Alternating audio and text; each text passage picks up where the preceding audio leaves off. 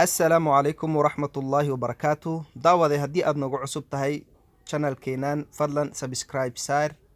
لايك كومنتنا هكا إلابن أدقو هاتسن أنكو بلاونو وراركينا مدحويناه مرايكنكا دونالد جي ترامب أيا شركي جرائد آد لو وذا سوغي قبتي كدب مركي وشاعيي إن إذا مدى مرايكنكا كجوغا سلقيادة عراق أبين هوراتو لأي دقيسي دولة إيران ay badqabaan wax qasaarana feed ahna uusan ka dhicin duqeymahaasi.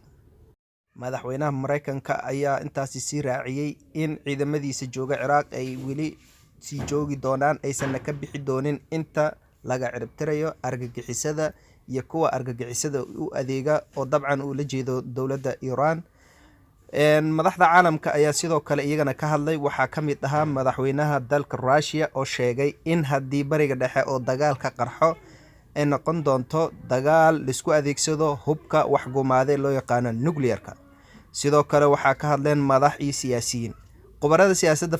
falanqeeya ayaa sheegay in haddii Iran ay isku daydo markale in weeraro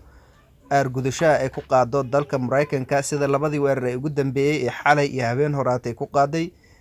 sadhigyada Mareykanka iyo safaaradda Mareykanka uu ku leeyahay Baghdad ay noqon doonto dagaal toos lisku adeegsado hubka noocyadiisa kala duwan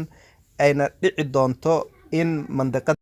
bariga dhexe ayaa 20 sano ugu dambeeyay noqday mandaqada ugu nasiibka xun dunida kadib markii ay ka dhaceen dagaalo halakeeyay sida dagaalkii lagu qaaday Ciraaq, kii ka dhacay Yemen, kii ka dhacay Suuriya iyo dagaal xagga diblomaasiyadda ah oo ay wadamada khaliijka ku qaadeen dowladda Qatar ayna go'doon aad u xoogan ku saareen. waxaa la sheegayaa bariga dhexe in dhaqaalihiisii uu hoos galay amnigeedina aan la isku haleyn karin walow wadamada qaar sida wadamada khaliijka ah ay hadda yihiin kuwa nabdoon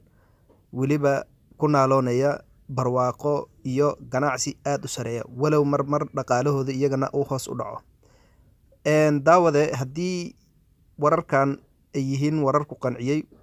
comment hoos noogu soo reeb haddii aan horay u sii soconayno iyo haddii aan barnaamijyo kale aad adiga maskaxdaada ku jira nagula talin lahaydna waad nala wadaagi kartaa.